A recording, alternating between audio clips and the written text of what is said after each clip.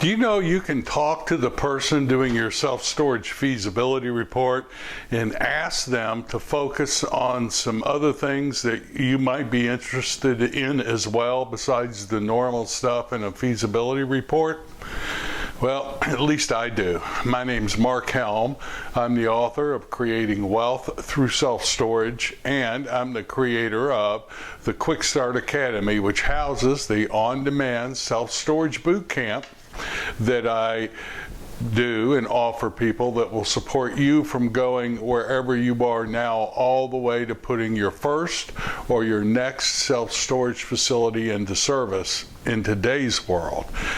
So it's an on-demand, take it at your own speed. It has forms that we use in our business, a workbook that goes with it, and it's designed so as you go through every step of the process of putting your next or your first self-storage facility into service, it'll support you all the way through it. Find out more about it at creatingwealththroughselfstorage.com. But let's talk about 3 things you might want to ask your feasibility report provider to help you understand as you're looking at a project that may be beyond the normal scope or what's usually in a feasibility report. Now, every feasibility report, a good feasibility report, has some of the basic information in it, like what is the current supply in your trade area? What is your trade area? What's the supply going to look like perhaps in 3 years from now? What is the population going to look like 3 years from now? What is the square foot per capita right now in your trade area? What is your trade area?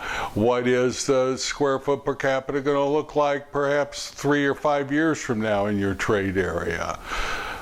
You know, standard things that are in a feasibility report that really help you decide and your lender decide, and even sometimes your partners or investors decide if they want to do this project with you. Now, sometimes I've received feasibility reports that don't have those basic items in it, and usually that's the last time I engage that feasibility report person to work with me. If you want to know people that I've used, you can go to creatingwealththroughselfstorage.com and hit the resource page.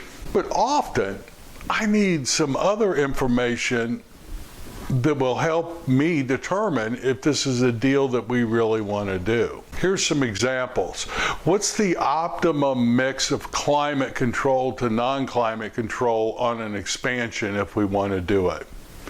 What are the current rates you would charge in lease up for that combination? Is there demand for boat and RV storage in that trade area?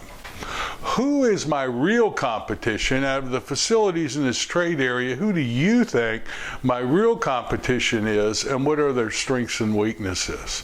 These are just examples of some of the things that providers in doing feasibility reports for us have also engaged in. Now, I'm not going to ask 10 or 20 things, but if I need to know this information to really decide what our risk reward will be in that on this particular opportunity, I've asked feasibility report providers to actually help us figure this information out, and they usually do and include it in the feasibility report.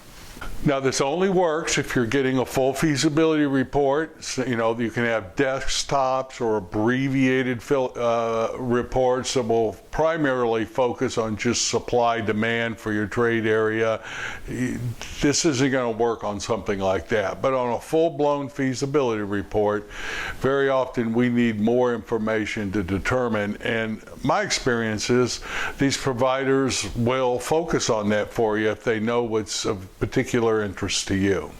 You know, sometimes I've been surprised with the extra information that has come in from a feasibility report provider. We were looking at one boat and RV project in a southern, southeastern city, and we had whatever contemplating 13, 15 acres. And we thought we knew what to lay out between canopy parking and enclosed parking. We engaged a feasibility report person and ask them, will you tell us how much of each type product you think we should offer? And when it came back, it said, well, I would, whatever you do, make sure that you provide some climate-controlled self-storage. Right now, climate-controlled self-storage is at 5.6 square feet per capita with nothing on the horizon coming online in your trade area, and there's pent-up demand for that product. And we weren't even contemplating it when we were initially looking at the project. So every now and then you'll be real surprised, and that really helped the pro forma. Ultimately, we didn't do that deal because of some wetland issues, but we're really looking hard at a project right in that area, immediate area. Do not be afraid to ask your provider to focus on a couple of things that are very important to you.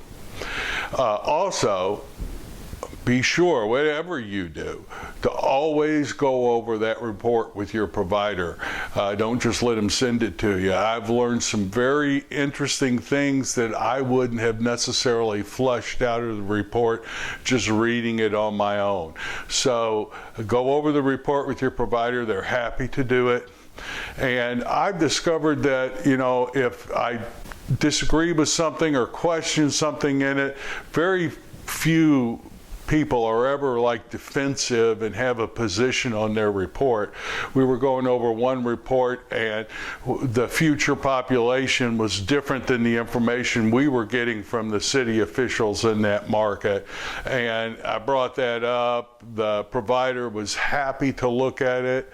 My experience is they really want to give you the best product they can, and they don't have a dog in the fight. They don't have a position that they're trying to defend. If you've got information they don't have, they're happy to look at it.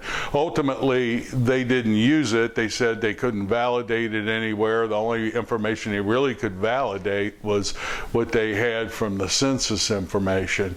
And so we didn't, ultimately it didn't change, but sometimes the providers have changed the reports based on information that we've given them.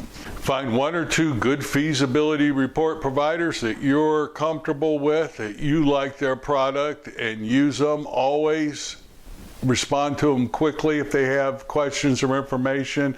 Sometimes I get questions from them asking me, they're doing a feasibility report for a competitor of mine, and they'll call up and ask questions about how my particular project went, and I always give them the information.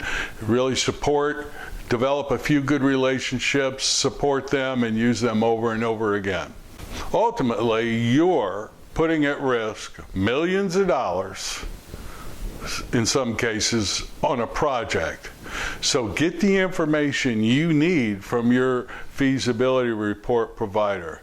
Do that and you'll have a great career in this fantastic business of self-storage.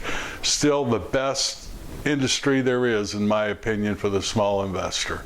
So thank you very much, and I look forward to being with you next week.